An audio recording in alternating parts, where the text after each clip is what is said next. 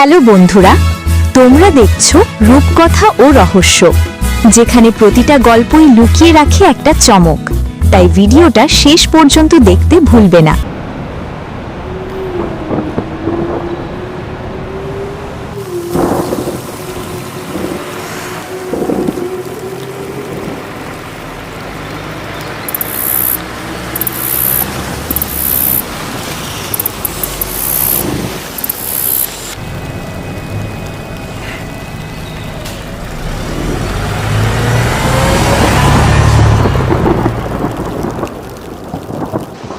Rumna ঝুমনা bus stop থেকে ছাতা মাথায় দিয়ে হাঁটতে হাঁটতে গ্রামের রাস্তা ধরে বাজার পেরিয়ে যাওয়ার সময় কমলার দোকান বন্ধ দেখে বুঝল তাদের মা দোকান বন্ধ করে আগেই বাড়ি চলে গেছে।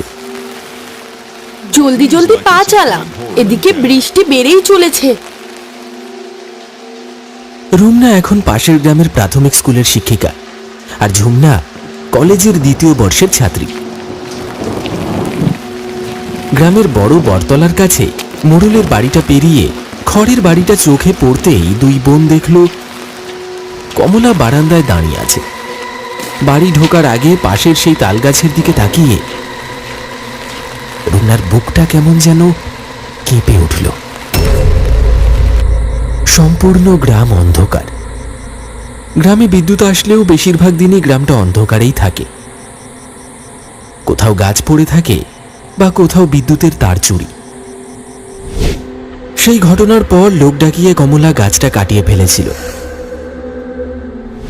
কিন্তু ওই কাটা গুঁড়ির পাশ থেকে নিজেই আরো একটা গাছ নিজে থেকে বেরিয়ে বছর কয়েকের মধ্যে বেশ বড় হয়েছে।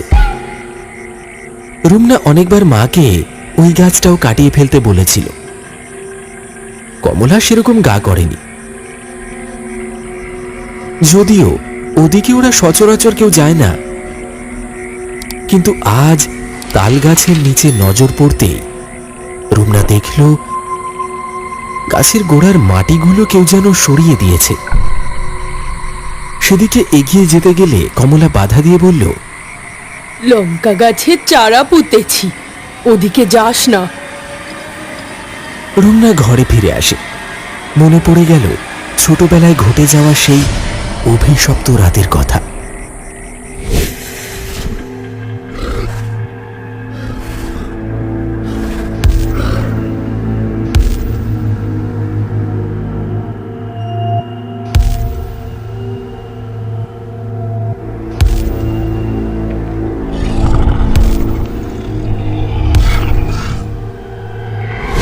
কি ভাবছিস এত? তাল গাছটা কাটিয়ে দিতে বললাম, তুমি তো শুনলে না। ওদিকে না গেলেই ভালো করতে। মেয়ের কথা শুনে কমলার বুকটা দুরু দুরু করে ওঠে। আকাশের গায়ে কালো মেঘ জমেছে। চা শেষ করে কমলা বারান্দায় দাঁড়িয়ে গাছের দিকে একবার তাকালো। দিগন্ত বিস্তৃত আকাশের গায়ে কালো রঙের গাছটাকে দেখে তার সারা শরীর শিরশির করে উঠল। ঠিক তখনই কাছেই কোথাও একটা বাজ পড়ল। শুরু হলো তুমুল বৃষ্টি। শন শন শব্দে হাওয়া বইতে শুরু করলো। তাড়াতাড়ি দরজা দিয়ে ভিতরে চলে আসে কমলা। ঘরে ঢুকে দেখল রুমনা স্কুলের খাতা দেখছে। ঝুমনা বই খুলে বাইরে জানলা দিয়ে গাছেদের মাথা দোলানি দেখে প্রশ্ন করল, আচ্ছা মা, সাধু বাবা কি কি বলেছিলেন তোমার মনে আছে? কেন রে, হঠাৎ করে এত বছর পর? তখন তো আমি অনেক ছোট ছিলাম, তাই। উনি বাড়িটাকে বেঁধে দিয়েছিলেন। নিয়ম মেনে চললে সে আর কোনোদিনও আসতে পারবে না। কিন্তু আরো কিছু একটা বলেছিলেন, যেটা এই মুহূর্তে কমলার মনে পড়ল না। অঝোর ধারায় বৃষ্টি নেমেছে। তাড়াতাড়ি কাজ শেষ করে রাতের খাওয়া সেরে ওরা সবাই শুয়ে পড়ল। রাত তখন প্রথম প্রহর। বৃষ্টির সাথে ব্যাঙের ডাক, দূরের জঙ্গলের ভেতর থেকে শিয়ালের কান্নার শব্দ ভেসে আসছিল।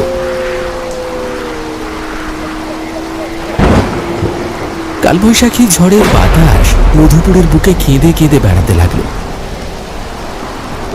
সেই বাতাসের শোঁ শোঁ শব্দ শুনে কিছুতেই রুমনার ঘুম আসছিল না। হ্যারিকেনের শিখাটা মাঝে মধ্যেই কেঁপে উঠছে।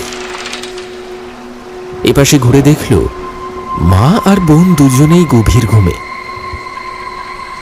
আজ এতদিন পর সেই পুরনো অস্বস্তিটা আবার ফিরে এসেছে। হঠাৎই দরজার বাইরে একটা জলের ছপাত ছপাত শব্দ পেয়ে রুমনা বিছানার উপর উঠে বসল।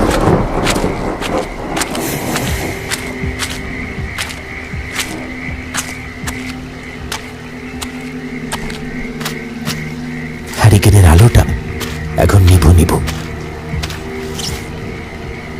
উঠে বসে হ্যারিকেনটাকে একটু বাড়িয়ে রুমনা দরজার সামনে কাঠ হয়ে দাঁড়িয়ে থাকে।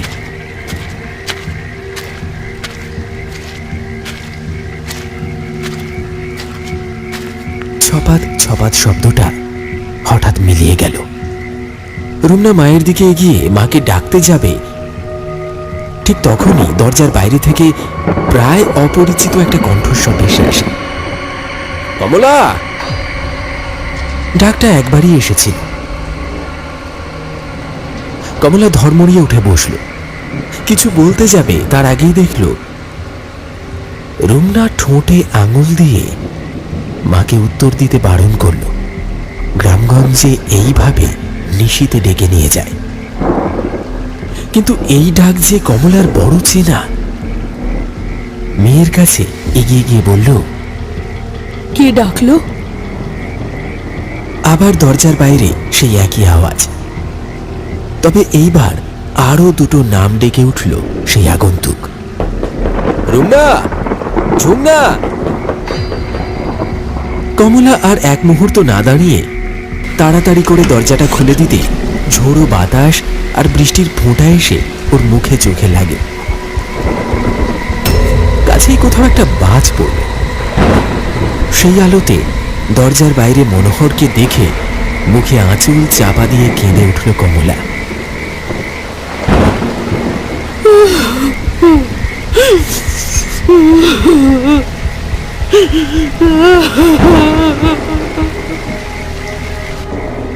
ঝুমনাও ততক্ষণে বিছানায় ঘুম ভেঙে উঠে বসে পড়েছে। ঘুম চোখে কিছুই বুঝতে পারছে না। দীর্ঘ 25 বছর আগে জাহাজে হারিয়ে যাওয়া তাদের বাবা আজ এই গভীর রাতে ফিরে এসেছে। কমলা নিজের চোখকে বিশ্বাস করতে পারে না। কমলা মনোহরের হাত ধরে ঘরে নিয়ে এসে প্রশ্ন করল, এতগুলো বছর তুমি কোথায় ছিলে? সব বলবো, আজ বড় ক্লান্ত, আমি একটু ঘুমোবো। কমলা চোখের জল মুছে বিছানা পেতে দিল। মনোহর বিছানায় শুতেই সাথে সাথে ঘুমিয়ে পড়ে।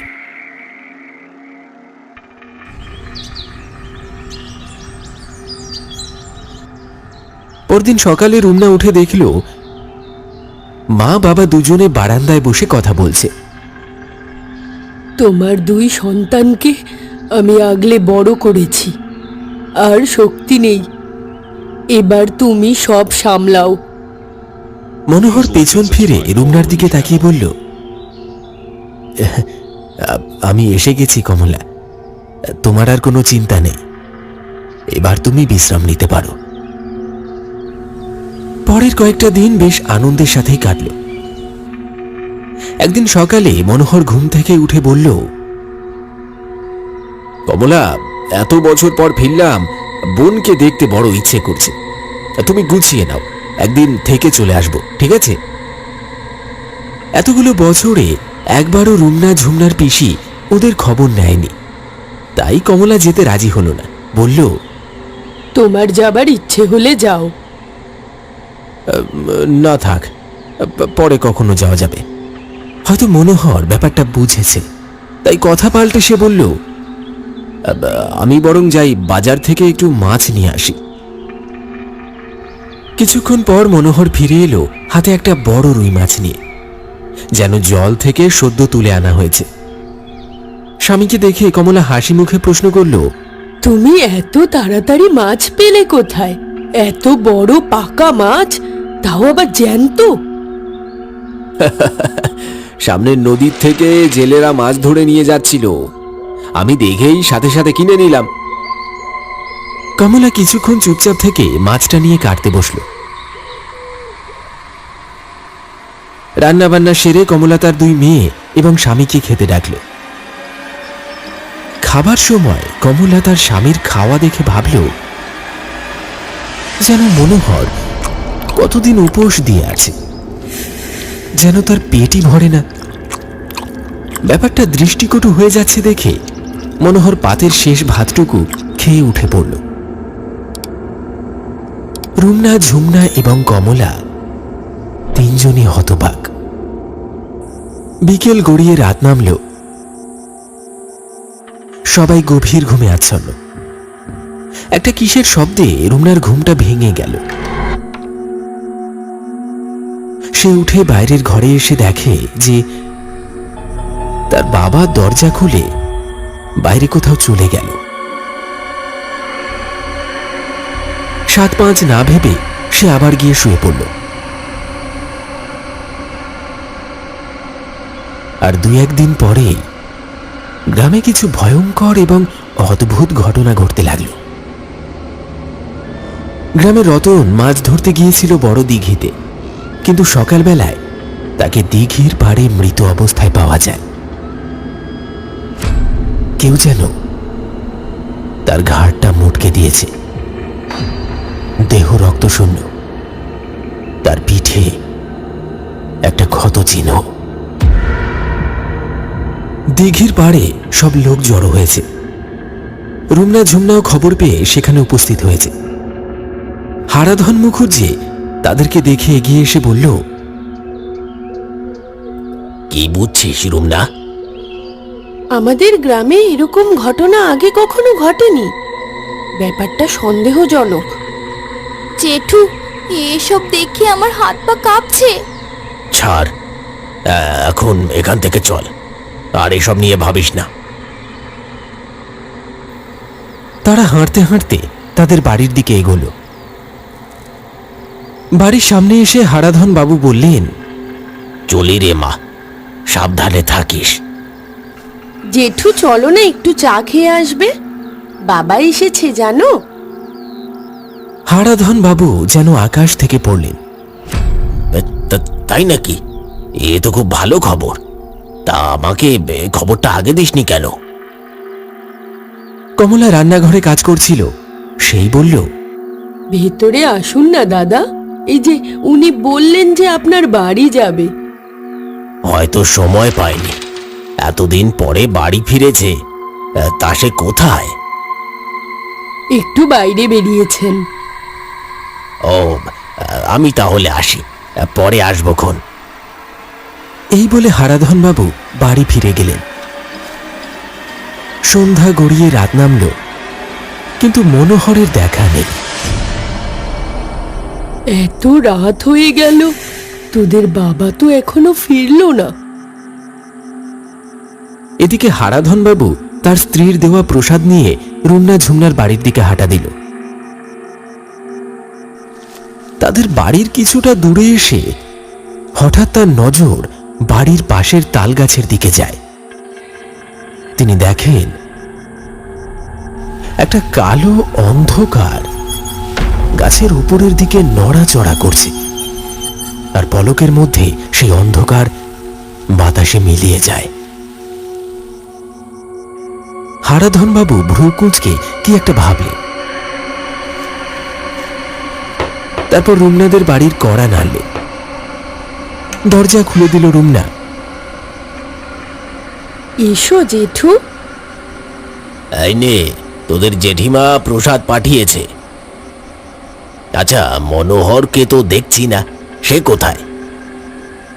দেখুন না, এত রাত হয়ে গেল, এখনো তো তিনি বাড়ি ফেরেননি। বলতে বলতেই মনোহর বাড়ি ঢুকল। এত দেরি হলো যে? কোথায় গেছিলে? ওই একটু কাজের খোঁজে বেরিয়েছিলাম, তাই দেরি হয়ে গেল। তা মনোহর, কেমন আছো বাবা? ভালো আছি, তুমি কেমন আছো? ভালো আছি। একদিন এসো বাড়িতে। উনি প্রসাদ এনেছেন, তোমাকে দেব? না না, এখন না, হাত পা ধুয়ে আমি খেয়ে নেব। এরপর হারাধন বাবু তার বাড়ি ফিরে যায়। রাতে খাওয়া দাওয়া সেরে কমলারা শুয়ে পড়ে। রাত গভীর। হঠাৎ কমলার ঘুমটা ভেঙে যায়। সে দেখে পাশে মনোহর নেই। সে উঠে দেখে বাইরের দরজা হাট করে খোলা। এত রাতে কোথায় গেল? কমলা দরজাটা ভিজিয়ে শুয়ে পড়ে। পরদিন সকালে কমলা দেখে মনোহর বিছানায় শুয়ে অঘরে ঘুমোচ্ছে। সে দেখে হারাধন বাবুর আনা প্রসাদ সেভাবেই রাখা আছে। বেলা বাড়তেই সে দোকানের দিকে এগিয়ে যায়। মোড়ের মাথায় অনেক লোক জড়ো হয়েছে। বটতলায় সবাই মিলে কি নিয়ে যেন বলা বলি করছে। দাদা, কি ব্যাপার? পাঁচু বাবুর ছেলেকে কাল রাত থেকে খুঁজে পাওয়া যাচ্ছে না। রাতে সে বাইরে বেরিয়েছিল কল ঘরে যাওয়ার জন্য, কিন্তু তারপর থেকে সে আর বাড়ি ফেরেনি। কমলার হঠাৎ মনে পড়ে রাতের কথা। তারপর কিছু বলতে গিয়েও যেন থেমে যায়। একটা কথা ছিল তোমার সাথে কাল রাতে। এই বলে হারাধন বাবু ওই তালগাছে যা দেখেছিলেন সবটা খুলে বললেন। শোনো, তুমি একবার ওই সাধু বাবার কাছে যাও, পুরো ব্যাপারটা খুলে বলো। কমলা ঘাড় নেড়ে দোকানের দিকে এগিয়ে যায়। কদিন এভাবেই কাটল। সম্পূর্ণ গ্রাম যেন স্তব্ধ। সন্ধে হলে সবাই নিজের বাড়িতে ঢুকে পড়ে। সকাল না হলে দরজা খোলে না। চারিদিকে ভয়ের পরিবেশ। রুমনা ঝুমনার বাড়িতেও একই অবস্থা। এত চিন্তা কিসের, আমি আছি তো। গ্রামে যা ঘটছে তাতে কেউই নিরাপদ নয়, আর তুমি রাতে একা বেরোবে না। কথাটা শুনেই মনোহরের মুখ ছোট হয়ে যায়। পরের দিন বিকেলে কমলা দোকান খুলবে বলে বাড়ি থেকে বের হয়। রুমনাও ততক্ষণে স্কুল থেকে ফিরে এসেছে। আমি আসছি, ফিরতে দেরি হবে।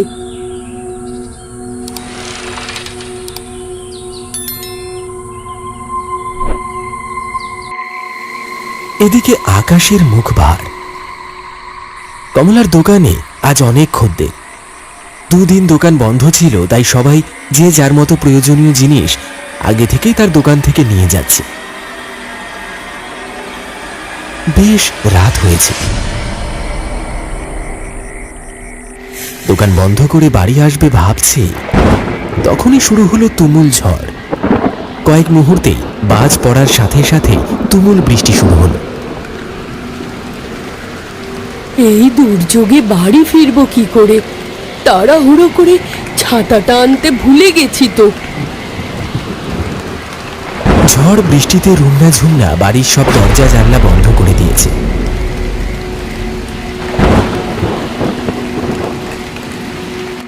মেঘের গর্জন আর শন শন শব্দে তারা ঘরের এক কোণে বিছানায় বসে আছে গুটিসুটি হয়ে। কি রে দিদি, মা কখন আসবে রে? সেটাই তো ভাবছি। এই দুর্যোগে আমার ঠিক লাগছে না রে, মনটা খুব কুগাইছে। ওদের কথাবার্তার মাঝে ঘরের কোণ থেকে একটা খসখসের শব্দ ভেসে আসে, যেন কোনো হিংস্র প্রাণী নখ দিয়ে কিছু আঁচড়াচ্ছে। রুমনা নিঃশব্দে উঠে হ্যারিকেনের আলো জ্বালিয়ে ঘরের চারিদিকে দেখল, কোথাও কিছু নেই। খসখস শব্দটা এখনো আসছে। ঘরের ভেতর থেকে ঝুমনার একটা চিৎকার ভেসে এলো। দিদি, বাবা কোথায় রে? রুমনা ছুটে এসে দেখল বাবা কোথাও নেই। বাবাকে না দেখতে পেয়ে রুমনা হ্যারিকেন হাতে নিয়ে বাইরে আসে। তখন বৃষ্টিটা একটু কমেছে। বাবা, কোনো উত্তর নেই। খসখস শব্দটা আরো জোরদার হয়েছে। তালগাছের দিকে না চাইতেও চোখ চলে গেল।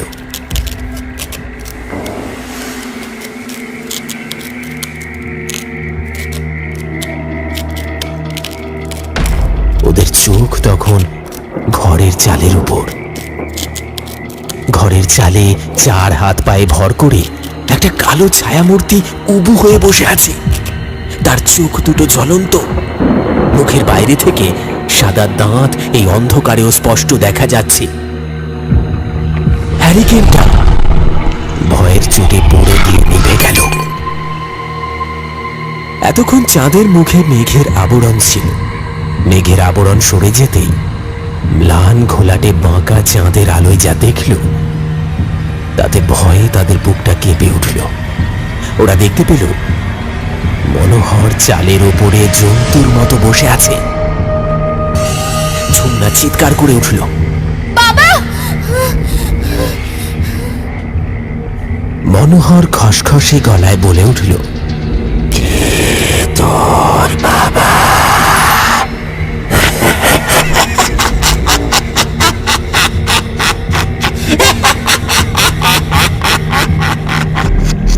কথাটা বলে বিকট হাসি হেসে চার পেয়ে জন্তুর মতো সে নেমে আসছে চাল বেয়ে। ঝুমনার উপর ঝাঁপিয়ে পড়তে যাবে, ঠিক তখনই রুমনা তাকে টেনে নিয়ে ঢুকে গেল ঘরের ভেতর। তাড়াহুড়োতে বাইরে দরজার খিল দিতেই ভুলে গেল সে। ভেতরের ঘরে ঢুকে তারা দরজার খিল নেটে দেয়। তাদের হাত পা কাঁপছে। তারা শুনতে পেল মাটিতে নখ আঁচড়ানোর আওয়াজ। সাথে সাথে রুমনা দরজার ফাটলের মধ্যে চোখ লাগিয়ে দেখার চেষ্টা করল। রুমনা দেখল এটা তাদের বাবা নয়, এ হলো সেই একা নরে যে ছোটবেলায় তাদের খেতে এসেছিল। মন, সেই একা নড়ে বাবার রূপ ধরে এসেছে। তার মানে বাবা? এবার কি হবে দিদি?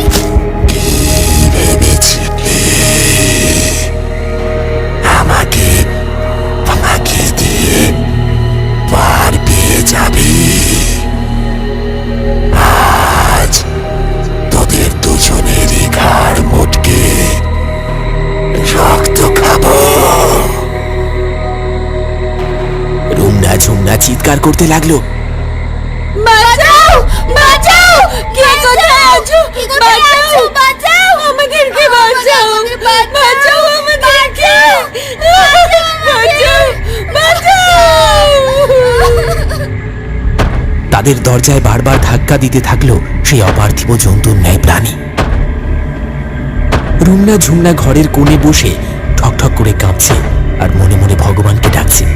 হঠাৎ তারা শুনতে পেল একটা গরু গম্ভীর কণ্ঠস্বর, তুই আবার ফিরে এসেছিস?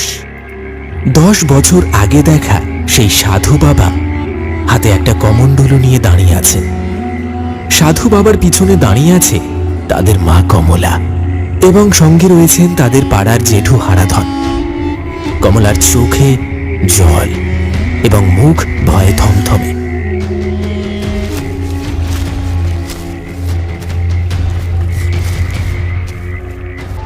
সাধু বাবা কমণ্ডলু থেকে জল নিয়ে একা নরের দিকে ছুড়ে দিতেই দৌড়ে বাড়ির বাইরে বেরিয়ে সে আবার বাড়ির চালের উপর উঠে পড়ল। রুমনা ঝুমনা সাহস পেয়ে দৌড়ে বাইরে বেরিয়ে তাদের মাকে জড়িয়ে ধরল। বল, কেন ফিরে এসেছিস? কে তোকে মুক্ত করেছে? এটা আমার জায়গা, এই বাড়ি থেকে আমি চলে যেতে বাধ্য হয়েছিলাম, কিন্তু কমলা লঙ্কা গাছ লাগানোর সময় মাটি খুঁড়ে আমায় মুক্ত করেছে। আমি আর এই বাড়ি ছেড়ে যাব না। তোকে ফিরে যেতেই হবে। তুই কে কাউকে কোথাও পাঠানোর? এটা আমার জায়গা, আমি থাকবো। তবে রে, সাধু বাবা হারাধন বাবুকে তালগাছের নিচে আগুন জ্বালাতে বললেন। হারাধন বাবু কেরোসিন ও কাঠ হাতে এগিয়ে গেল তালগাছের দিকে। সাথে সাথে সেই বিভৎস প্রেত মূর্তি হারাধন বাবুর উপর ঝাঁপিয়ে পড়ে, তাকে এক হাতে ধরে তাল গাছে উঠতে শুরু করলো।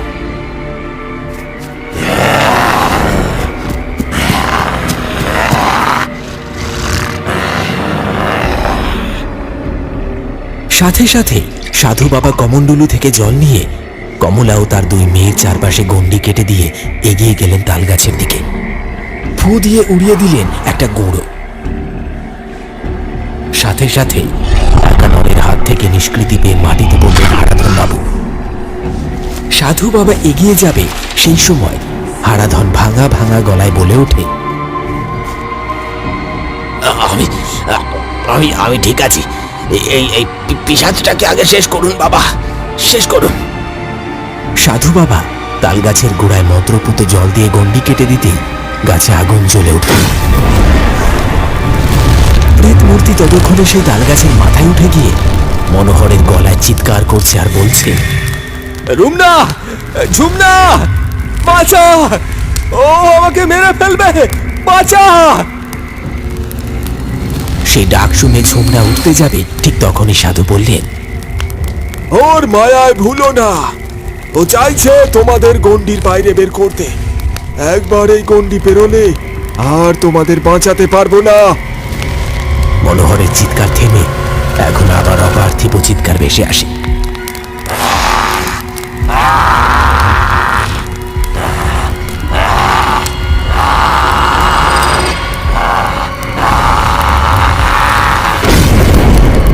কিছুক্ষণ এই অসম যুদ্ধ চলার পর যখন আগুনটা নিভে গেল, তালগাছের কালো কাণ্ডটা শুধু দাঁড়িয়ে আছে, তার মাথায় একটা পাতাও নেই। রুমনার দিকে তাকিয়ে সাধু বাবা বললেন, এই গাছের আশেপাশে তোমরা আর যেও না।